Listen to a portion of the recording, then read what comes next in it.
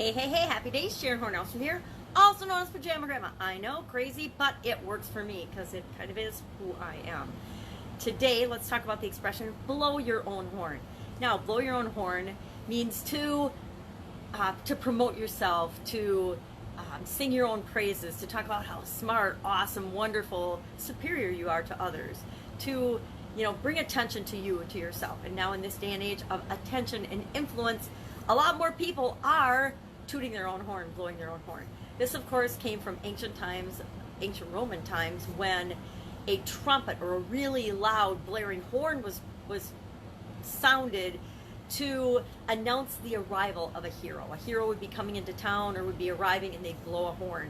Or the king would be coming to visit or inspect the troops or whatever, and a horn or a trumpet would be blown. As troops went into battle, they would blow a horn. I don't know if that's the same thing, but they would blow their own horn on their way into battle. But it usually signaled that somebody important was coming. And that later became a way for people to promote themselves or to talk about themselves or to blow their own horn. Now, sometimes it's really important to do that in building and growing your business, right? In certain situations, you want people to know how good you are at solving their problems, how awesome you are at getting them to achieve their goal and helping them to achieve and get whatever it is that they want, whatever problem it is that you solve for them or however you serve or help them. You need to let them know that. But you need to let them know that in a way that doesn't feel salesy or pushy or braggy or crappy. Now, there are some brands that promote themselves as being superior, top of the line, and I contend it's better to be the top and the most expensive in your category or in your industry than the least expensive. Don't get in that war where you're fighting your way to the bottom so you don't have any margins or profitability in your business. But as you're serving people, have them come to you because you are awesome, you are the best, you are the things that other people say you are, not necessarily the things that you say that you are. You be those things and then let other people brag you up and say those things versus saying them yourself.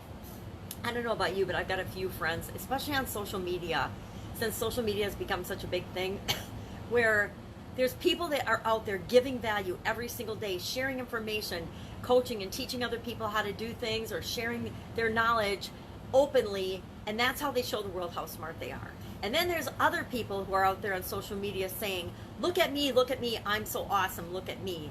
Now, who would you rather be involved with or do business with? Somebody that's got other people singing their praises and saying, look at them, they are so awesome, or somebody that's saying, look at me, I'm so awesome. Like I said, I've got a few people and a few acquaintances on social media that just, every time I see something from them, I kind of cringe for them because everything they share shouts, look at me, I'm so awesome. And, it's the people with the Lamborghinis that are showing off their goods and services. It's the people with the stuff that isn't really theirs. Hey, it's a rented car that they borrowed for the day to make this video that made them look like they have this great status and lifestyle, but you know darn well that they don't because you've been following them for a year or so and you're like, yeah, you're a total poser. And people see through that. Social media, people think that they can fake it and say, look at me, but it's one of the fastest ways to be found out. If you're not who you say you are, word spreads really, really fast. And once that happens, there was just a big shakeup in social media where one of the gurus wasn't really a guru at all. He was just a copycat. And word gets out really fast. Yeah, he was super popular for a while, and then everybody's like, yeah, this guy's a spammer. He's saying all this stuff, or scammer. He's saying all these things are his, and they're not. They're just somebody else's.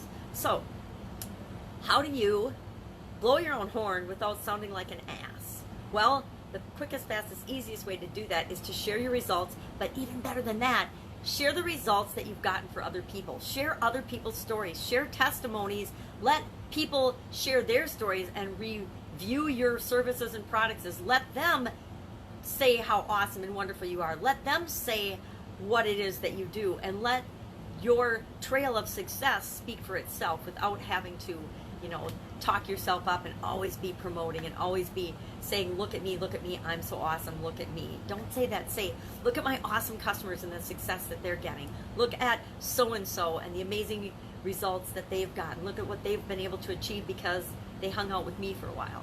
That's going to always come off a lot better than the whole bragging thing. I don't know, maybe it's because I'm Pajama Grandma and I'm old enough and wise enough to know that our reputation, our brand should speak for itself. We shouldn't have to be screaming our own phrases out in the universe and blowing our own horn. Just my 2 cents worth on how to use blowing your own horn to your advantage versus sounding like a jerk. That's it. Have an awesome day. Would love to hear what you think about this. Share in the comments below. Otherwise, I will of course be with you tomorrow with another very interesting idiom and what it could mean to your business and what maybe it doesn't mean to you at all. It's up to you. Have a great day.